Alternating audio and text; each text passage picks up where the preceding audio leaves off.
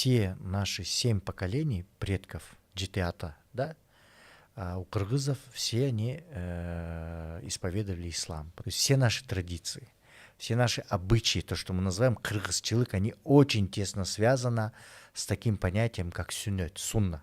Если бы ислам арабизировал бы нас, то мы бы сейчас бы с вами говорили на арабском языке и сидели бы в арабской одежде. Ислам именно, он в каждом народе, он подстраивается с учетом традиций, потому что одним из источников шариата является адат, салт. Вот Коран, сунна, иджма, кияс, и туда же, помимо всех, входит адат. Даже есть такое правило, адатуль мухкама. На арабском адат правит.